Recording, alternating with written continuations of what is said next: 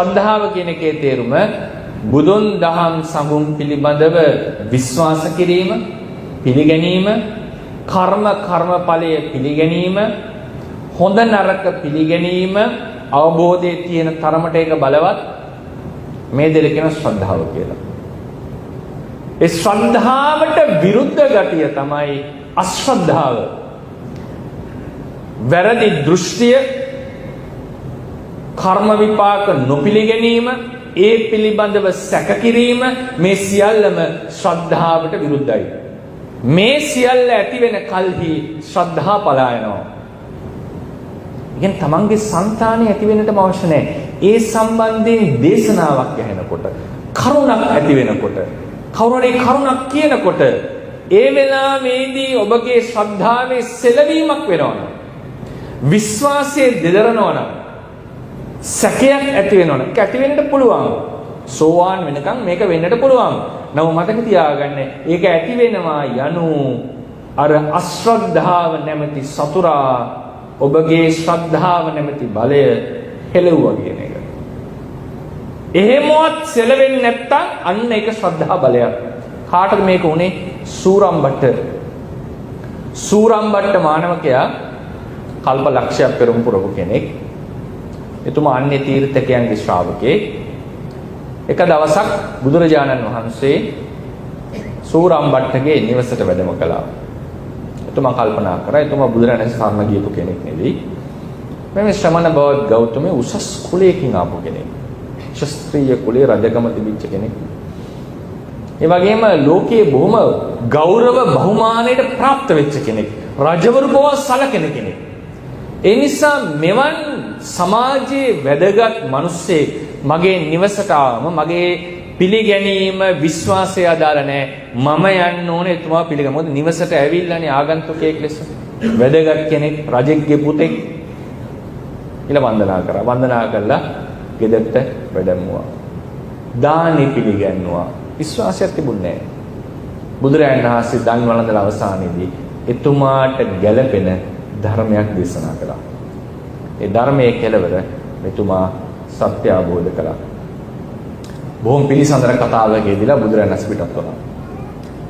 ටික වේලාවක් යනකොට මාර දිව්‍ය පුත්‍රයා කල්පනා කරන මේ සූරම්බට්ට මෙතෙක් කල භාග්‍යවතුන් වහන්සේගේ ශ්‍රාවකෙක් නෙවෙයි.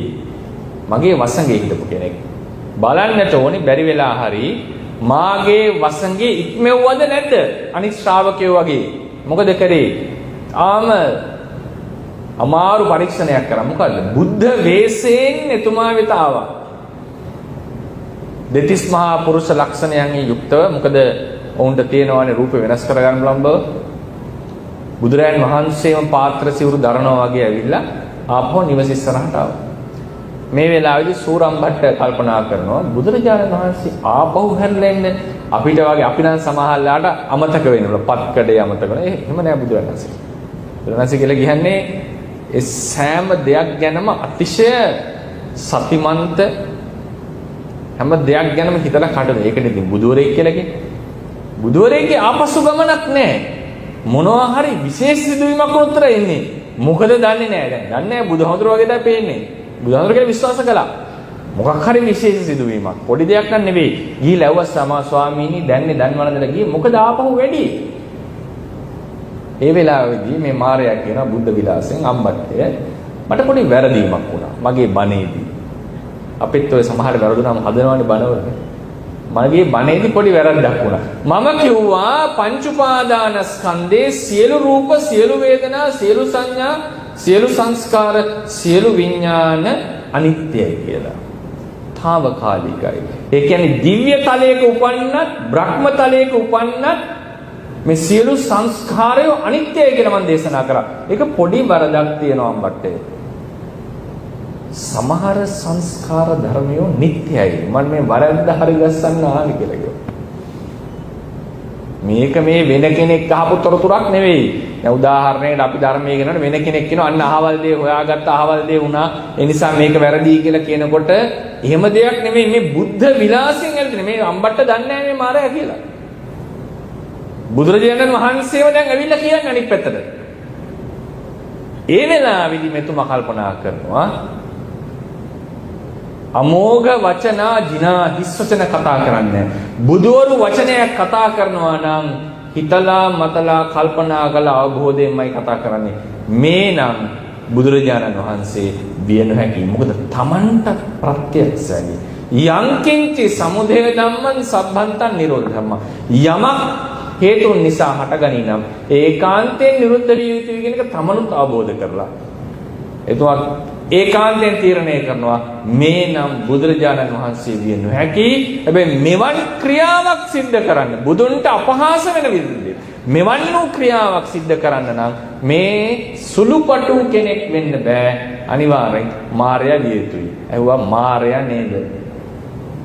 ඒ ආර්ය ශ්‍රාවකයා විසින් අහපු ප්‍රශ්නය හරියට පොරෝ පහරක් වගේ වුණා කියනවා මාර්යාට. ඒලා කියනවා මාර්යා ඔව් මම මාර්යා. ඔබ නෙවෙයි ඔබ වැනි 100ක් 1000ක් ආවත් ධර්මයේ කෙරෙහි තියෙන මාගේ විශ්වාසය ශ්‍රද්ධාව පිළිගැනීම අවබෝධය අංශු මාත්‍ර වෙනසක් ඔබට ඇති කරවන්නට බෑ. ඒ නිසා මගේ ගර ద్వාරයේ නිවෙස් ద్వාරයේ ඉන්නට එපා කියලා අර අසුරු සනක් ගහලා පිටත් වෙනවා. මාරයා පිටත් වුණා. මේ කරුණ කියලා බුදුරජාණන් වහන්සේ දේශනා කරාට පස්සේ තමයි බුදුරජාණන් වහන්සේ මහණෙනි මාගේ ශ්‍රාවකයන් අතර උපාසකවරුන් අතර නොසෙල්වෙන ශ්‍රද්ධා ඇතිය වුන් අතර මේ සූරම් බට්ට අග්‍රයි කියලා අගතන්තර ලබා දුන්නේ.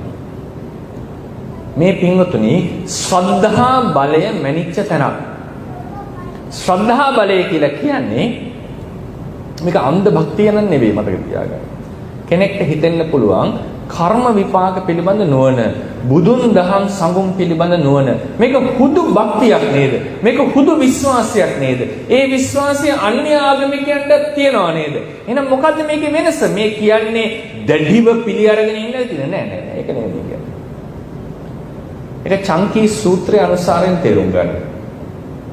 චංකී සූත්‍රයේදී බුදුරජාණන් වහන්සේ මුලින්ම දේශනා කරනවා ශ්‍රද්ධාව, රුචිය, අනුස්සවය තමන් අහලා තියෙන දේ පරපුරෙන් ආපු දේ, ආකාර පරිවිතක්කේ තමන් හිතපු දේ, දිට්ඨි නිඥානක්ඛන්තිය තමන් හිතලා තේරුම් ගත්ත දේ, මේ පහම විධා විපාකයි. හරියන්න පුළුවන්, වරදින්න පුළුවන්.